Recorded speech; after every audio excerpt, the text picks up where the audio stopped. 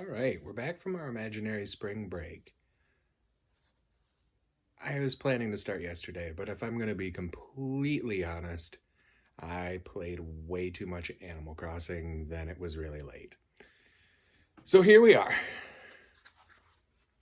Neil Gaiman, The Ocean at the End of the Lane, Chapter 6. An admission about myself. As a very small boy, perhaps 3 or 4 years old, I could be a monster.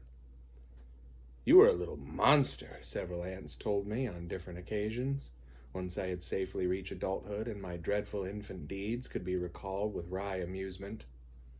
But I do not actually remember being a monster. I just remember wanting my own way. Small children believe themselves to be gods, or some of them do, and they can only be satisfied when the rest of the world goes along with their way of seeing things. But I was no longer a small boy. I was 7. I had been fearless, but now I was such a frightened child. The incident of the worm in my foot did not scare me. I did not talk about it. I wondered, though, the next day, whether people often got footworms, or whether it was something that had only ever happened to me, in the orange sky place on the edge of Hempstock's farm.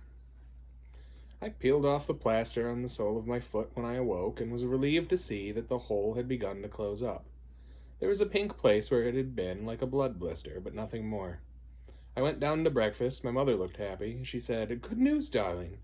I've got a job. They need an optometrist at Dixon's Opticians, and they want me to start this afternoon. I'll be working 4 days a week." I did not mind. I would be fine on my own. "And I've got more news. We have someone coming to look after you children while I'm away. Her name is Ursula. She'll be sleeping in your old bedroom at the top of the stairs. She'll be a sort of housekeeper. She'll make sure you children are fed, and she'll clean the house. Mrs. Woolery is having trouble with her hip, and she says it will be a few weeks before she can come back. It will be such a load off my mind to have someone here, if Daddy and I are both working." "You don't have the money," I said. "You said you didn't have any money." "That's why I'm taking the optometrist job," she said. "And Ursula's looking after you for room and board. She needs to live locally for a few months. She phoned this morning. Her references are excellent." I hoped that she would be nice. The previous housekeeper, Gertruda, 6 months earlier, had not been nice. She had enjoyed playing practical jokes on my sister and me. She would short-sheet the beds, for example, which left us baffled. Eventually, we were marched outside the house with placards saying, "We hate Gertruda," and "We do not like Gertruda's cooking," and put tiny frogs in her bed, and she had gone back to Sweden. I took a book and went out into the garden. It was a warm spring day and sunny. I climbed up a rope ladder to the lowest branch of the big tree, sat on it, and read my book. I was not scared of anything when I read my book. I was far away in ancient Egypt learning about Hathor, and how she had stalked Egypt in the form of a lioness, and how she had killed so many people that the sands of Egypt turned red, and how they had only defeated her by mixing beer and honey and sleeping draughts, and dyeing this concoction red so she thought it was blood, and she drank it and fell asleep. Ra, the father of the gods, made her the goddess of love after that, so the wounds she had inflicted on people would now only be wounds of the heart. I wondered why the gods had done that. Why hadn't they just killed her when they had the chance? I liked myths. There weren't any adult stories. They weren't any adult stories, and they weren't children's stories. They were better than that. They just were. Adult stories never made sense, and they were slow to start. They made me feel like there were secrets. Masonic, mythic secrets to adulthood. Why didn't adults want to read about Narnia, about secret islands and smugglers and dangerous fairies? I was getting hungry.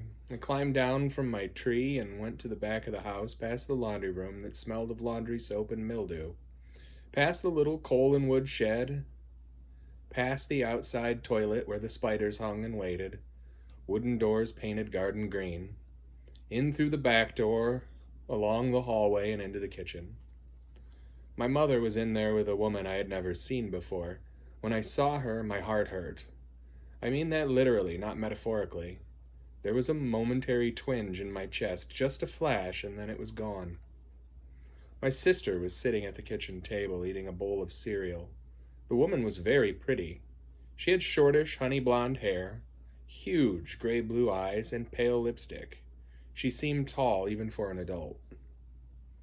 "Darling, this is Ursula Monkton," said my mother. I said nothing. I just stared at her. My mother nudged me. "Hello," I said. "He's shy," said Ursula Monkton. "I'm certain that once he warms up to me, we shall be great friends." She reached out a hand and patted my sister's mousy brown hair. My sister smiled, a gap-toothed smile. "I like you so much," my sister said. Then she said, to our mother and me, "When I grow up, I want to be Ursula Monkton." My mother and Ursula laughed. "You little dear," said Ursula. Then she turned to me. "And what about us, eh? Are we friends as well?" I just looked at her, all grown up and blonde in her gray and pink skirt, and I was scared. Her dress wasn't ragged. It was just the fashion of the thing. I suppose the kind of dress that it was. But when I looked at her, I imagined her dress flapping in that windless kitchen, flapping like the mainsail of a ship on a lonely ocean under an orange sky. I don't know what I said in reply, or if I had even said anything, but I went out of that kitchen, although I was hungry, without even an apple. I took my book into the back garden beneath the balcony, by the flower bed that grew beneath the television room window, and I read, forgetting my hunger in Egypt with animal head gods who cut each other up and restored one another to life again. My sister came out into the garden. "I like her so much," she told me. "She's my friend. Do you want to see what she gave me?" She produced a small gray purse, the kind my mother kept in her handbag for her coins, that fastened with a metal butterfly clip. It looked like it was made of leather. I wondered if it was mouse skin. She opened the purse, put her finger into the opening, came out with a large silver coin, half a crown. "Look," she said. "Look what I got." I wanted half a crown. No, I wanted what I could buy with half a crown. Magic tricks and plastic joke toys and books and oh, so many things. But I didn't want a little gray purse with half a crown in it. I didn't like her, I told my sister. "That's only because I saw her first," said my sister. "She's my friend." I did not think that Ursula Monkton was anyone's friend. I wanted to go and warn Letty Hempstock about her, but what could I say? That the new housekeeper nanny wore gray and pink? That she looked at me oddly? I wish I had never let go of Letty's hand. Ursula Monkton was my fault. I was certain of it, and I would not be able to get rid of her by flushing her down a plug hole or putting frogs in her bed. I should have left then, should have run away. Fled down the lane the mile or so to the Hempstocks' farm, but I didn't. And then a taxi took my mother away to Dixon's opticians, where she would show people letters through lenses and help them see more clearly, and I was left there with Ursula Monkton. She came out into the garden with a plate of sandwiches. "I've spoken to your mother," she said, a sweet smile beneath pale lipstick. "And while I'm here, you children need to limit your travels. You can be anywhere in the house or in the garden, or I will walk with you to your friends, but you may not leave the property and simply go wandering." "Of course," said my sister. I did not say anything. My sister ate a peanut butter sandwich. I was starving. I wondered whether the sandwiches were dangerous or not. I did not know. I was scared that I would eat one and it would turn into worms in my stomach, and that they would wriggle through me, colonizing my body until they pushed out of my skin. I went back into the house. I pushed the kitchen door open. Ursula Monkton was not there. I stuffed my pockets with fruit, with apples and oranges and hard brown pears. I took 3 bananas and stuffed them down my jumper and fled to my laboratory. My laboratory, that was what I called it, was a green painted shed as far away from the house as you could get, built up against the side of the house's huge old garage. A fig tree grew beside the shed, although we had never tasted ripe fruit from the tree, only seen the huge leaves and the green fruits. I called the shed my laboratory because I kept my chemistry set in there. The chemistry set, a perennial birthday present, had been banished from the house by my father after I had made something in a test tube. I had randomly mixed things together and then heated them until they had erupted and turned black, with an ammoniac stench that refused to fade. My father had said that he did not mind my doing experiments, although neither of us knew what I could possibly have been experimenting on. But that did not matter. My mother had been given chemistry sets for her birthday, and see how well that had turned out. But he did not want them within smelling range of the house. I ate a banana and a pear, then hid the rest of the fruit beneath the wooden table. Adults follow paths. Children explore. Adults are content to walk the same way hundreds of times or thousands. Perhaps it never occurs to adults to step off the path, to creep behind rhododendrons, to find the spaces between fences. I was a child, which meant that I knew a dozen different ways of getting out of our property and into the lane, ways that would not involve walking down our drive. I decided that I would creep out of the laboratory shed, along the wall to the edge of the lawn, and then into the azaleas and bay laurels that bordered the garden there. From the laurels I would slip down the hill and over the rusting metal fence that ran alongside the lane. Nobody was looking. I ran and I crept and I got through the laurels, and I went down the hill, pushing through the brambles and the nettle patches that had sprung up since the last time I went that way. Ursula Monkton was waiting for me at the bottom of the hill, just in front of the metal rusting fence. There was no way she could have got there without my seeing her, but there she was. She folded her arms and looked at me, and her gray and pink dress flapped in a gust of wind. "I believe I said you were not to leave the property." "I'm not," I told her with a cockiness I did not feel, nor even a little. "I'm still on the property. I'm just exploring." "You're sneaking around," she said. I said nothing. "I think you should be up in your bedroom where I can keep an eye on you. It's time for your nap." I was too old for naps, but I knew that I was too young to argue, or to win the argument if I did. "Okay," I said.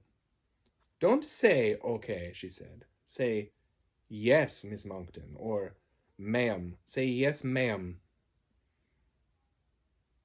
She looked down at me with her blue-gray eyes, which put me in mind of holes rotted in a canvas, which did not look pretty at the moment. I said, "Yes, ma'am," and hated myself for saying it. We walked together up the hill. "Your parents can no longer afford this place," said Ursula Monkton, "and they can't afford to keep it up.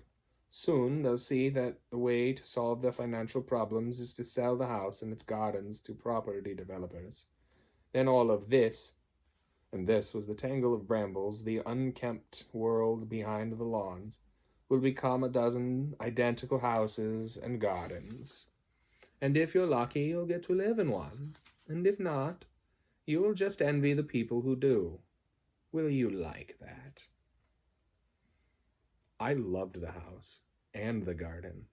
I loved the rambling shabbiness of it. I loved the place as if it was part of me, and perhaps in some ways it was. "Who are you?" I asked. "Ursula Monkton. I'm your housekeeper." I said, "Who are you really? Why are you giving people money?" "Everybody wants money," she said, as if it were self-evident. "It makes them happy. It will make you happy if you let it." We had come out by the heaps of grass clippings behind the circle of green grass that we called the fairy ring. Sometimes, when the weather was wet, it filled with vivid yellow toadstools. "Now," she said, "go to your room." I ran from her, ran as fast as I could, across the fairy ring, up the lawn, past the rose bushes, past the coal shed, and into the house. Ursula Monkton was standing just inside the back door of the house to welcome me in. Although she could have not gotten past me, I would have seen. Her hair was perfect and her lipstick seemed freshly applied. "I've been inside you," she said. "So a word to the wise. If you tell anybody anything, they won't believe you. And because I've been inside you, I'll know. And I can make it so you never say anything I don't want you to say to anybody. Not ever again." I went upstairs to the bedroom and I lay on my bed. The place on the sole of my foot where the worm had been throbbed and ached, and now my chest hurt too. I went away in my head into a book. That was where I went whenever real life was too hard or too inflexible. I pulled down a handful of my mother's old books from when she was a girl, and I read about schoolgirls having adventures in the 1930s and 1940s. Mostly they were up against smugglers, or spies, or fifth columnists. Whatever they were, and the girls were always brave, and they always knew exactly what to do. I was not brave, and I had no idea what to do. I'd never felt so alone. I wondered if the Hempstocks had a telephone. It seemed unlikely, but not impossible. Perhaps it had been Mrs. Hempstock who had reported the abandoned Minnie to the police in the first place. The phone book was downstairs, but I knew the number to call directory inquiries, and I only had to ask for anybody named Hempstock living on Hempstock Farm. There was a phone in my parents' bedroom. I got off the bed, went to the doorway, and looked out. The upstairs hallway was empty. As quietly as I could, I walked into the bedroom next to mine. The walls were pale pink, my parents' bed covered with a bedspread, covered in its turn with huge printed roses. There were French windows to the balcony that ran along that side of the house. There was a cream-colored telephone on the cream and gilt nightstand beside the bed. I picked it up, heard the dull whirring noise of the dial tone, and dialed directory inquiries. My finger pulling the holes in the dial down, 1, a 9, a 2, and I waited for the operator to come on the line and tell me the number of Hempstock's farm. I had a pencil with me, and I was ready to write the telephone number down in the back of a blue cloth-bound book called Pansy Saves the School. The operator did not come on.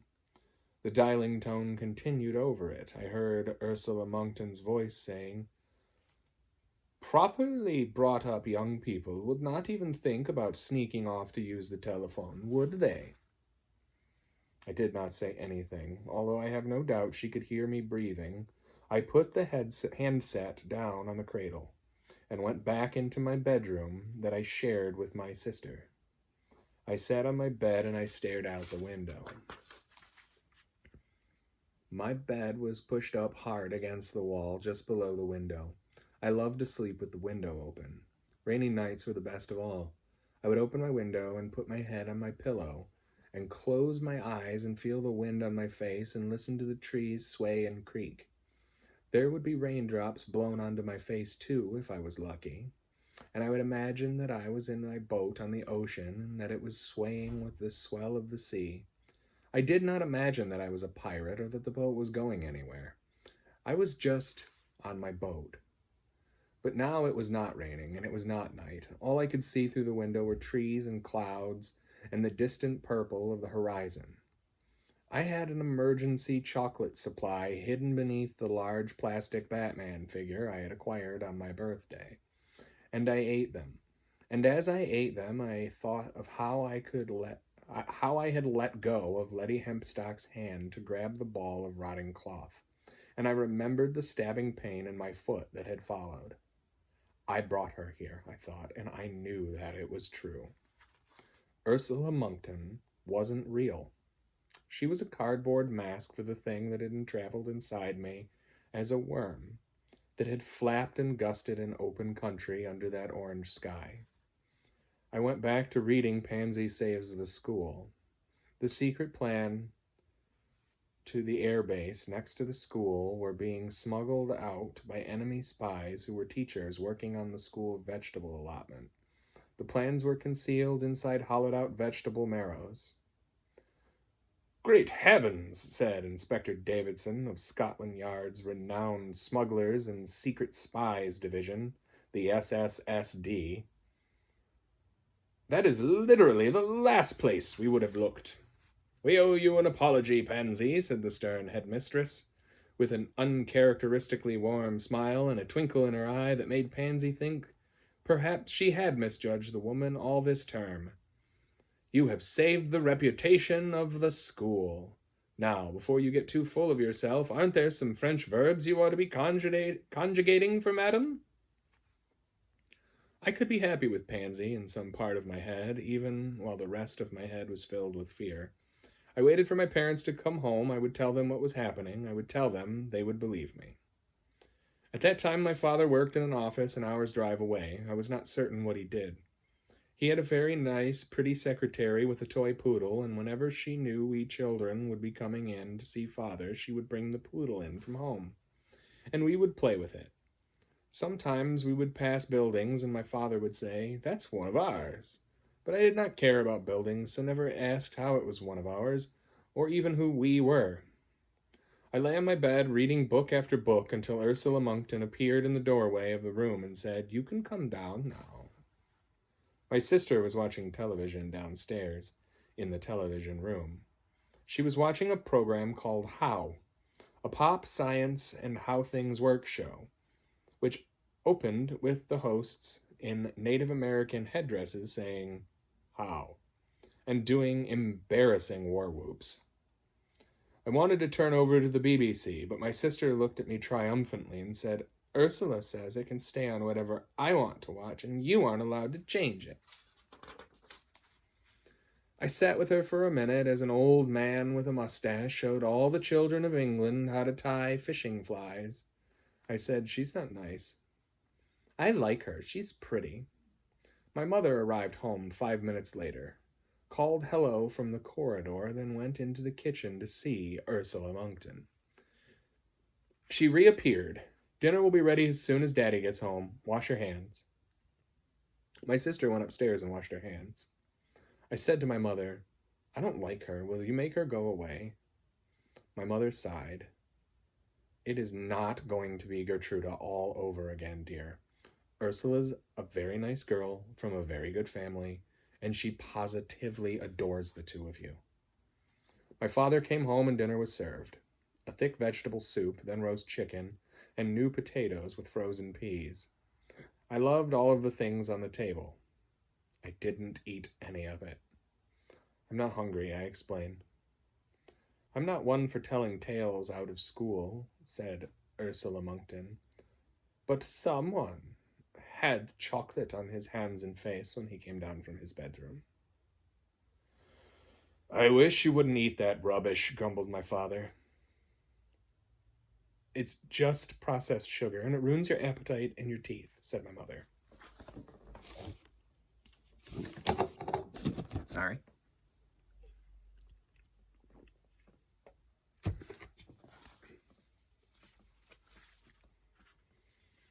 I was scared they would force me to eat, but they didn't. I sat there hungrily while Ursula Monkton laughed at all of my father's jokes. It seemed to me he was making special jokes just for her. After dinner, we all watched Mission Impossible. I usually liked Mission Impossible, but this time it made me feel uneasy, as people kept pulling their faces off to reveal new faces beneath. They were wearing rubber masks, and it was always our heroes underneath, but I wondered what would happen if Ursula Monkton pulled off her face. What would be underneath that? We went to bed. It was my sister's night, and the bedroom door was closed. I missed the light in the hall. I lay in bed with the window open, wide awake, listening to the noises an old house makes at the end of a long day, and I wished as hard as I could, hoping my wishes could become real. I wished my parents would send Ursula Monkton away, and then I would go down to the Hemstock farm and tell Letty what I had done, and she would forgive me and make everything all right. I could not sleep. My sister was already asleep. She seemed able to go to sleep whenever she wanted to, a skill that I envied and did not have. I left my bedroom. I loitered at the top of the stairs, listening to the noise of the television coming from downstairs. Then I crept barefoot down the stairs and sat on the third step from the bottom. The door to the television room was half open, and if I went down another step, whoever was watching television could see me. So I waited there. I could hear the television voices punctuated by stucco bursts of TV laughter. And then, over the television voices, adult talking.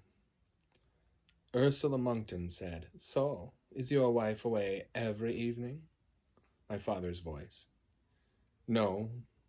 She's gone back this evening to organize tomorrow. But from tomorrow it will be weekly. She'll be raising money for Africa in the village hall, for drilling wells, and I believe for contraception." "Well," said Ursula, "I already know all about that." She laughed, a high, tinkling laugh, which sounded friendly and true and real and had no flapping rags in it. Then she said, "Little pictures." And a moment later the door opened the whole way, and Ursula Monkton was looking straight at me. She had redone her makeup, her pale lipstick, and her big eyelashes. "Go to bed," she said. "Now." "I want to talk with my dad," I said without hope. She said nothing, just smiled, with no warmth in it and no love. And I went back up the stairs and climbed into my bed and lay in the darkened bedroom until I gave up on sleeping, and then sleep enveloped me when I was not expecting it, and I slept without comfort. Good to be back at doing this. Probably should have been doing it the whole time because I really enjoy it. All right, I'll see you guys tomorrow.